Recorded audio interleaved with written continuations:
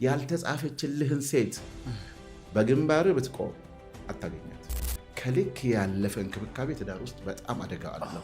ሚስትም ከሆንሽ እናት እንዳትሆኝ ያገባሽ ሚስት እንድትሆኝ። አንዳንድ ሰው ከጥፍር እስከ ፀጉር ተዋውቆ ይገባል። እሺ ትዳር ውስጥ ምን ልታረግ? ሶ ኮልድ ኦፖዚት ሴቶች ጋር ደግሞ ዲታውን ፈልገሽ ጥበሽ ነፍስ የ100 ዓመታት ኖሪ። እሱ ደግሞ ህይወት ሆኖ ያለው ትዳር እያለሽ የሚያማግጥሽ ሰውዬ ሊሰርቅሽ ስለሆነ ሲሰርቅ ደግሞ ማክሲመም እንክብካቤውን ነው የሚሰጥሽ የሌለው ማንነት። ምክንያቱም ሌባ ስለሆነ ሌባ ማክሲመም ይፈርት ነው የሚጠቀም። ትዳር ውስጥ ስትገቡ ግን ሶስተኛው ፈጣሪ ነው። ከትዳር ውጭ ሶስተኛው ሰይጣን ነው። ይሄ ነው ሁሉ ነገር አድርጎባት እላዩ ላይ ሄደች። አየህ፣ ይሄ ማለት ምንድን ነው? ደንዝዟል ሰውዬ። አንዳንድ ባህሎች መቅረት አለባቸው። ፊት አትስጣት፣ ፊት አትስጭ፣ ሴት ልጅ ዝም ሲሏት፣ እነዚህ በጣም መወገዝ ያለባቸው አስተሳሰቦች ናቸው። በመጀመሪያ ደረጃ ትዳር ውስጥ እናት ከሆንሽ ፈተና ነው። እንደ እናት ከያዝካትም ፈተና ነው። ትዳር እሱን አይፈልግም። ለእናትነት አይደለም ያገባ ባልነት ነው። ከልክ ያለፈ እንክብካቤ ትዳር ውስጥ በጣም አደጋ አለው። ኤግዛጁሬትድ ኦቨር ኬሪንግ ኢዝ ሴክ በሽታ ነው። ኦቨር ኬሪንግ ራሱ ምክንያቱም አሁን የነገርከኝ ሲል ላይ ሁሉ ነገር አድርጎባት እላዩ ላይ ሄደች። አየህ፣ ይሄ ማለት ምንድን ነው? ደንዝዟል ሰውየው። በቃ የለም he is not yet there። ማድረግ ያለብህ ገደብ አለው ትዳር ውስጥ። ሚስትም ገደብ አላት፣ ወንድም ገደብ አለው። ሚስትም ከሆንሽ እናት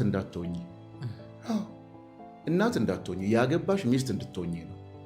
ምክንያቱም የሚስትነትና የእናትነት ባህሪ ይለያያል። እናት የሆነች ሚስት ነው ያገባሁት ለአባባል ነው እሱ። ወይንስ ከምሱ ሪያሊቲ ግን የሚፈለግብሽን በጥሩነትም በመጥፎነትም በመግባባትም በመጣላትም ውስጥ ኑሪበት። ትዳር ማለት እሱ ነው ሙሉ የሚያደርገው። ትዳር ውስጥ አለመግባባቱ ኤግዛጁሬት ያልሆነ መነጋገር ከሌለበት ትዳር ወተት ብቻ አይደለም። ስለዚህ አሁን እዚህ ጋር እናት የሆነ ወንድም የሆነ አባት የሆነ እነዚህ ወርዶች ትዳር ውስጥ እንትን ናቸው። ኮቴሽን ውስጥ አስቀምጦልኝና አይጠቅሙም። ምክንያቱም ለምን መሰላችሁ? አባቷ በጣም ይኸውላችሁ የምትኖረውን ነገር ነው ማሳየው። አባቷ በጣም ጥሩ ከሆነ ለእናቷ እንደ አባቷ አይነት ባል ነው የምትፈልገው ሴት ልጅ። ያንን የማትሆን ከሆነ እዛ ጋር ሰብኮንሽስሊ ኦልሬዲ ተሰርታ ነው ላለፉት 10 ምናምን 20 ምናምን የመጣችው። እውነተኛ ባህሪን አሳያ፣ ሳትጎዳት። ባህሪ ነው አብሮ የሚያኖር እንጂ ለምሳሌ ትዳር ውስጥ ሁሉ ነገር አርጎላት ኩክ አርጎላት፣ አሁን አየህ ፋላሲ እንዴት እንደሚግባባ። ወደ ሌላ ወንድ የምትሄድ ከሆነ ወንድየው ያላሟላው ትዳር ውስጥ የሚያስፈልግ ነገር አለ ማለት ነው፣ ክፍተት። ስለዚህ ይሄ የወረደውና የተዝረከረከው ያንን ለመሸፈን። ሴትም ስታጠፋ ብልግና ነው፣ ወንድም ሲያጠፋ ብልግና ነው። ወይንስ ከም ቱ ሚስተር ኤክስ ራይት ወይንስ ከም ቱ ሚስ ዋይ የሚባለው ነገር አይሰራም። ሴትም ስታጠፋ ወንጀል ነው፣ ኃጢአት ነው። ወንድም ሲያጠፋ ወንጀል ነው፣ ኃጢአት ነው። በመጀመሪያ ደረጃ እንደዚህ አይነት ትዳሮች ይቅር በሉኝና ኦልሬዲ ብዙ ብፌዎችን ለምዶ የገባ ሰው ያወዳደራል ትዳር ውስጥ። ፈተናው እዚህ ጋር ነው። ብዙ ወንድ ለምዳ የመጣች ወይም ብዙ ሴት ለምዶ የወጣ ወንድ ትዳሩን ይተውና ያንን የተዝረከረከ ላይፉን ከትዳሩ ጋር ያወዳድራል። ስለዚህ ትልቁ ፈተና ይሄ ነው። ለምን አፈንድተን አንናገርም? ማግኘት ማጣቱ አይደለም። ውጪ ላይ ያለው ትዳር እያለሽ የሚያማግጥሽ ሰውዬ ሊሰርቅሽ ስለሆነ ሲሰርቅ ደግሞ ማክሲመም እንክብካቤውን ነው የሚሰጥሽ የሌለው ማንነት። ምክንያቱም ሌባ ስለሆነ ሌባ ማክሲመም ይፈርት ነው የሚጠቀመው። ወንድም ቢሆን እንደዛው ማክሲመም ይፈርት ነው የሚጠቀመው። ስለዚህ ሌብነትና በትዳር ውስጥ ሌብነት ነው የምለው። በትዳር ውስጥ ሌብነት፣ ያ ደግሞ በፈጣሪ ዘንድ ኃጢአት። ሚስት ላይ መሄድ፣ ባል ላይ መሄድ የሚሉ ነገሮች ኦልሬዲ እነዚህ ምንድን ናቸው? እየተደበቁ እዛች ለጥፋት ሲሄዱ ምንድን ነው የሚያደርጉት? ያ የሚሰርቃትም ሰውዬ እኮ ባለትዳር መሆኗን ያውቃል። ሲሰርቃት ምንድን ነው የሚያደርገው? የሌለ ማንነት ያሳያታል። እንዳትረሳው አድርጎ ነው መልሳት። ያ ደግሞ ምንድን ነው የሚያደርገው እንጂ የዚህ ጋር ያለው እንደዛ አይደለም። ወደ ህይወት ስትመጣ እኮ ሁሌ ምቾት የለም። ከገባ በኋላ አሁን አብዛኛውን ጊዜ ሴክሹዋል ፊሊንጉ ነው ልዩነት የሚፈጥረው ይላል። ሴክሹዋል ፊሊንጉ ማለት ነው። ሴክሹዋል ፊሊንግ የሚስተካከል ነገር ነው፣ የሚታከም ነገር ነው። ምክንያቱም የተበጠበጠ ማንነት ውጪ ላይ የለመደው የለም። ሱስ በነገራችን ላይ ከሱሶች አንዱ ነው ይሄ። ውጪ ሄዶ መስረቅ ምናምን እንደ ማንኛውም ለምሳሌ እጽ እንደሚያጨሰው የሴክስም ሱስ አለ። ማረፍ አይችልም። እንደዚህ ካለበት ወንድና ሴት እባካችሁ ከመበከል በፊት ሂድና ታከም ወይም ሂጂና ታከሚ። ሕክምና ነው ይሄ። ምክንያቱም ተሳቀህ ነው የምታረቀው። ሌባ አንድም ጊዜ ኮንፊደንስ ኖሮት አያውቅም። ቤት ይበጠብጣል፣ ግን ውጭ ሲወጣ ግን ተሳቆ ነው የሚኖረው፣ ያቺን ስርቆት እስኪያካሂድ ድረስ ማለት ነው። እንደዚህ አይነት ሰዎች ምን ያደርጋሉ መሰለኝ? ለቤት አሁን የቅድሙ ሰውዬ ያልከን እንደ ምሳሌ ያነሳ ነው ሶኮርድ እነሱ ለአክቲንግ የሰሩት፣ ግን ኢን ሪያሊቲ አንድ መልስ ልንገራቸው። ከሱ ይልቅ እሱ እንደዛ ወርዶ ስትመጣም ኩክ አድርጎላት ላዩ ላይ ቺት አድርጋ ከሱ ይልቅ እንቅልፍ የሌላት እሷ ናት። እሱ ንጹህ ነው፣ እሷ ግን እንቅልፍ የላትም። ሰላም አሰጠውም። ለሱ ራሱ ሰላም አሰጠውም። በትንሽ በትልቁ ትነጫነጫለች። በተቃራኒ ወንዶችም ሲሆን እንደዛ ነው። በትልቁ የሚነጫነጭ ቤት ውስጥ ሰላም የማይሰጥ ከሆነና እንትኑ ጥሩ ካልሆነ ከኋላ ችግር አለ ማለት ነው። ብዙ ሴቶች ጓደኛ ሊኖር ይችላል። ካገባ በኋላ ግን እሱ ልክ ልታበጅለት ይገባል። ምክንያቱም ሰው ነህ። የሰው ልጅ ለመሳሳት ቅርብ ነው። ራስህ አብዝተህ የሆነ ሰበብ ፈልጌ ነው ያጠፋሁት ከቤት ስላኮረፈች ነው ወደዛ ልትገባ ነው አይደለም። አመሰግናለሁ ውዶቼ፣ ከዛሬ ጀምሮ ባለትዳር ነኝ፣ ወዳችኋለሁ፣ አከብራችኋለሁ፣ ግን ታይሜን ለባለቤቴ ነው የምሰጠው። ሴቷም ካገባች በኋላ የወንድ አንዣጃግሬውን ማቆም አለባት።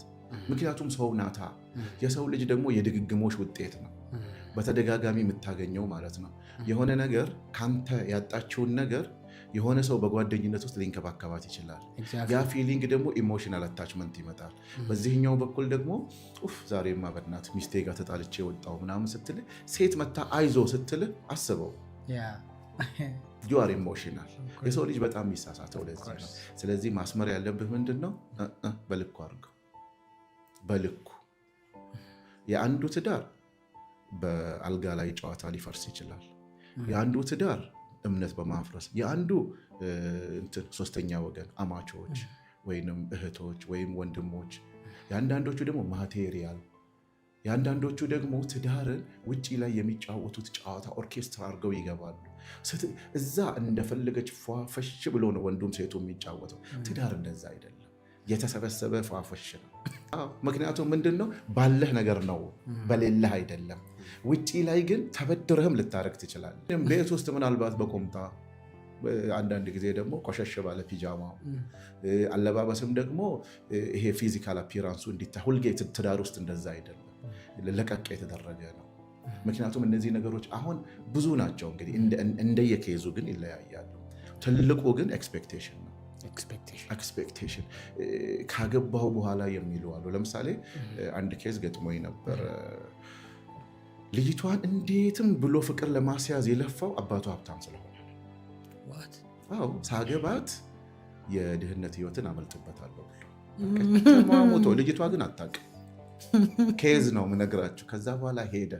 እንዴትም ተሟሙቶ በቃ ደረሰ ቦታው ላይ አገባት። ሲያገባ ኤክስፔክቴሽኑ ምንድን ነው? መኪና እንደሚገዛለት፣ ቤት እንደሚገዛላቸው ምናምን። ግን አባትየው እውነተኛ ሰው ነው። እጅ ፍሬን ያዟ ምንም የለ። ቢጠብቅ አስቤዛ ማሟላት አቃተው። ልጅቷ መቸገር ጀመረች። እንደ ቤተሰቦች ያረዱንም እንደ የመረሩ እውነቶች አይቆዩም፣ ደግሞ ይወጣሉ። ከዛ ከፍቅሩና ሰርቶ ከመለወጥ ይልቅ ጭቅጭቁ እየበዛ መጣ። ፋይናሊ ኬዞቹ እንዴትም እኔም ጋር ደረሱ። አየናቸው። በቃ መሄድ አልቻለም። እሷ ውበትና እንትኑ ጠፋ። ምክንያቱም በየትኛው አይን ነው ያየው? በመኪናው አይን። ሶ ኮልድ ኦፖዚት ሴቶች ጋር ደግሞ ዲታውን ፈልገሽ ጥበሽ ነፍስ 100 ዓመታት ኖሪ። እሱ ደግሞ ህይወቱ ማያውቅ መጀመሪያም ስጠብሽው መኪናውን ወይ ቤቱን ነው። ያቺ ነገር ወይ በወረደሽ ቁጥር የወረደ ታሪክ ይገጥማል። አብዛኛው ማለት ነው። አንቺ የምትፈልጊው መኪናሽን ካሟላልሽ፣ ምክንያቱም ወደ ትክክለኛ ያልሆነ ትዳር ነው የሚሄደው። ፍላጎቷን የሚያሟላላት ምክንያቱም የሆነ ከፍ ያለ ወንድ፣ እሷ በጣም ትንሽዬ ልጅ፣ መኪናውን ይገዛላታል፣ ቤቱን በስሙ ያደርጋታል። ከዛ በኋላ ባዮሎጂካሊ ክሊር የሆነ የፈጣሪ ህግ አለ። በእሷ ቅንጣጥ ማለት አይችልም እሱ። ስለዚህ ምን ይሆናል ማለት ነው? ስለዚህ የዚህኛውን ፓርት ደግሞ የሚያሟላ ሌላ ሰው ልታስቀምጥ ማለት ነው። እነዚህ አይነት ነገሮች ሁሉ አሉ። እነዚህ አይነት ነገሮች ደግሞ ምንድን ነው? ትዳር ከፈጣሪ መንገድ ከወጣ አለቅ። ያፈለገ ያህል ሀብት ይኑር፣ በቃ እምነት ከሌለሽ ስትገቢ ለመግቢያ ግድ የላችሁ ምንም ያዙ ምን ያዙ ግቡ። ትዳር ውስጥ ስትገቡ ግን ሶስተኛው ፈጣሪ ነው። ከትዳር ውጭ ሶስተኛው ሰይጣን ነው። ይሄ ነው በቃ። ከትዳር ውጭ ያለው ሪሌሽንሺፕ ውስጥ መጨማለቅ ጋር ስትደርስ ሶስተኛው ፈጣሪ አይደለም። አንተ አለ እሷ አለ ሶስተኛው ሰይጣን ነው። በደንብ ረሃ አርግ ይልሃል እንዴ። ትዳር ውስጥ ስትገባ ሶስተኛው ፈጣሪ ነው። ስለዚህ እዚህ ጋር ይጋጫል። የፈጣሪ ህግ ደግሞ የተጨማለቀ አይደለም። ያንን እየተመኙ ይሄን መኖር ደግሞ በጣም ከባድ ያማል። ከዚህ በፊት ብዙ ሴቶችን ልታቅ ትችላለህ ወይ ብዙ ወንዶችን ልታቂ ትችላለሽ። ቤት ገብተሽ ግን ከነዛ ወንዶች ወይም ከነዛ ሴቶች ጋር ሚስትህን ባልህን ኮምፔር የምታረግ ከሆነ አልጋም ላይ በለው ምግብ ላይም በለው ኑሮ ላይ ያኔ ትዳርህ መጎምዘዝ ይጀምራል። አሜን ብለህ ነው መቀበል ያለብህ። ሪሌሽንሺፕ አትግደሉ ጊዜያችሁ። ምክንያቱም ህይወት ባይሰልፍ ትምህርት ቤት ናት። ትዳር ማለት ደግሞ አብዛኛው እዚህ እኛ ቁጭ ብለን የምናወራው አይደለም። ሺህ ጊዜ ብነግራችሁ የአንተ ትዳርና የኔ ትዳር ይለያያል። እያንዳንዱ ምድር ላይ ያለ ሰው ትዳር እየተለያየ ነው። የራሱን ዓለም ነው የሚኖረው። ምክንያቱም መልካችን፣ አስተሳሰባችን፣ ስሜታችን ይለያያል። የምትሰሙት ነገር ሁሉ እውነት አይደለም፣ ውሸትም አይደለም። ገብታችሁበት ድሮ እኮ አንድ ጥሩ አባባል አለ ኢትዮጵያ ውስጥ። አንተ ስታስቸግርና ወይ በታች ያለውን ልጅ ወይ እናትህን ወይ አባትህን ወልደህ እየው ነው የሚባለው። ያቺ ወልደህ እየው እኮ ቢነግሩ አይገባህም። ግን ስታገባ አሳጥረው ሪሌሽንሺፕ። አንዳንድ ሰው ከጥፍር እስከ ፀጉር ተዋውቆ ይገባል። እሺ ትዳር ውስጥ ምን ልታረግ ነው? በቃ ይጣፍጣል፣ ያቃጥላል፣ ያቅለሸልሻል፣ ያስታውካል። በቃ ሁሉ ነገር ትዳር ውስጥ አለ። ይኸውላችሁ ትዳር የፈጣሪ ነው። ስለፈለግሽው ታለቅሻታለሽ ወይም ታለቅሳለህ፣ አታገባት። በቃ እርፍ። አሁን አንተ ባለቤትህን ማለት ነው ማግባት ከነበረብህ የተጻፈችልሃለች። እንትን ነው ተሳስቼ ነው ምናምን ነው። ፈጣሪ አይሳሳትም። ጎበዝ እንዳትሸወድ። በቃ ለአንተ የተጻፈችው ወደ ህይወት መታለች ወይም መጥቷል። አጠቃቀምን እወቅበት ነው። ምክንያቱም ሰው ልጅ ከፈጠረ በኋላ እኮ ተንቀሳቅሰህ ስራ፣ በርትተህ ስራ፣ ድህነትን አስወግድ። እነዚህ የፈጣሪ ህጎች በትዳር ውስጥ አሉ። አሁን እኔ እኮ ምርጫ ተሳስቼ ነው ይላሉ። እንዳትሸወድ፣ አትሸወጅ። ሁለታችሁም እንዳትሸወዱ። ትዳር የፈጣሪ ነው። በየትኛውም በኩል ግቡ።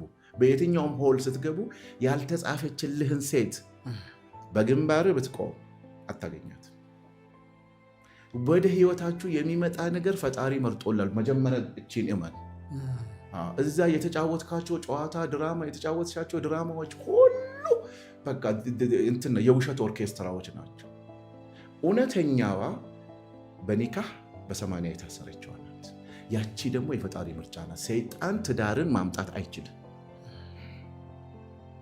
ይረብሻችሁ ግን ይችላል ገብቶ ማለት ነው። እናንተ ከሳታችሁለት፣ መንገድ ከከፈታችሁለት በቃ ከዛ በኋላ የመጣችልህን ሚስት ወደ ምትፈልገው ነገር ማምጣት ያንተ ግዳጅ ነው። የመጣልሽን ባል ወደ ምትፈልጊው ነገር ማምጣት ያንቺ ነው እንጂ ጥጋጥግ ይዛችሁ የለም። ሶስተኛው ፈጣሪ ነው። አሁን ሰይጣኑ በጣም ነው የሚጫወተው እዚህ ጋር። ሰውዬ ስንት ወንድ እየፈለገሽ አንቺ ምናምን። በትዳር ውስጥ ደግሞ በጣም የሚያስጠላውና በተለይ መስማት፣ ፕሊስ አትባባሉ እንደዛ። ወይኔ ስንት ሴቶች እየፈለጉኝ እኮ ነው እኔ አንቺን ያገባት፣ ወይኔ ስንት ወንድ ከቦኝ እየጠየቁኝ አንተን አገባው። ያ ያንተ ስልጣን አይደለም። ውሸታ፣ በቃ ውሸት፣ የመረረ ውሸት። ምክንያቱም በምንም ተአምር ሰይጣን ወደ ትዳር አያመጣህማ።